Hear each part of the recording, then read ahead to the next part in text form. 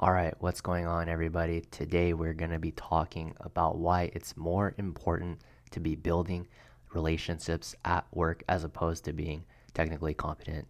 So, of course, at work in a corporate office environment, you're going to strive to be competent, you're going to be strive to hit your deliverables, you're going to be viewed at as a high performer, but that ultimately shouldn't really be your goal, and instead you want to focus on building relationships. So, this comes to building relationships with your peers, your colleagues, your mentors, leaders, leadership, managers, directors, executives. You want to start working towards building your relationships, as that will progress you a lot further than being technically competent. So a specific example I have is where you're, let's say you're running a meeting, or let's say you're organizing some work event, and you have a bunch of people together, and then you're filling out some paperwork, but you're noticing that like a lot of the management is there.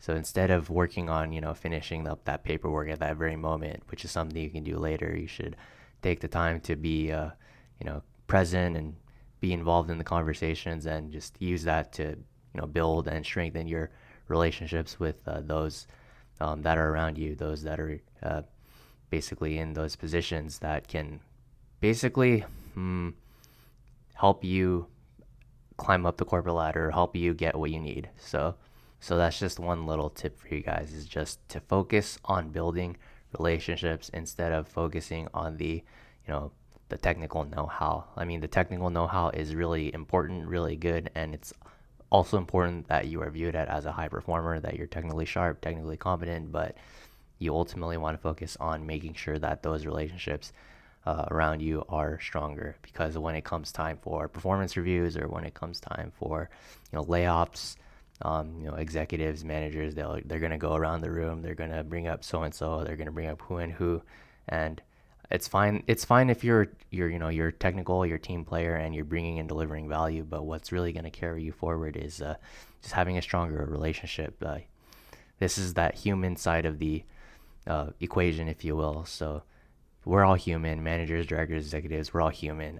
It's important that we establish those type of strong relationships towards leadership, and towards those that have really great influence on the outcome of what's going to go on with us. So it's pretty important that you build strong relationships. A lot of people make the mistake of just focusing on the technical know-how, or because they're just not comfortable with getting themselves in that situation, they're just leaving so much money on the table. And unfortunately, this is just going to be the case for many of them. But the people who are really uncomfortable with certain situations, and that just completely avoid any type of social interaction or any type of engagement, uh, those people just aren't going to do well in life. It's sorry to say if that's any of you guys, but you're just not going to do well in life if you are basically straying away from any type of social engagement, social interaction, and you need to work on that ASAP. So make sure you learn how to be comfortable with being uncomfortable. Like, do not get used to being in a bubble, being in your comfort zone, because a lot of humans, a lot of us just tend to avoid discomfort. And, it's natural for all of us to take the path of least resistance. So you have to go over that natural inclination to take the path of least resistance, and instead focus on focus on bettering yourself, or focus on bettering specific skill sets that you need to be able to get what you want. There are certain things that may hold you back from getting what you want, such as just the inability to even start, the inability to try, the inability to even fail, which is a really important skill set in itself. You need to learn how to try, you need to learn how to fail, you need to learn how to iterate, you need to learn how to basically test and repeat data based on specific feedback that you get based on what you're doing. So learn how to fail, learn how to get comfortable with being uncomfortable, and pretty much work on building those relationships. So why a lot of people don't have strong relationships is because they're uncomfortable dealing with, whatever personality types, or they're just, not confident about themselves.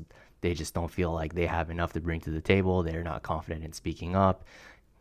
Those are all problems we all have, but those are something that you really need to work on if you want to achieve or grow or, get what you really want. And that's pretty much today's rant. So thank you guys for watching. Make sure you like the video, comment, subscribe. I'd love to hear what your guys' thoughts are. If you guys have ever made the same mistake, or if you guys agree, or if you guys even disagree, would love to hear it. Let me know in the comments below, and we'll talk to you later.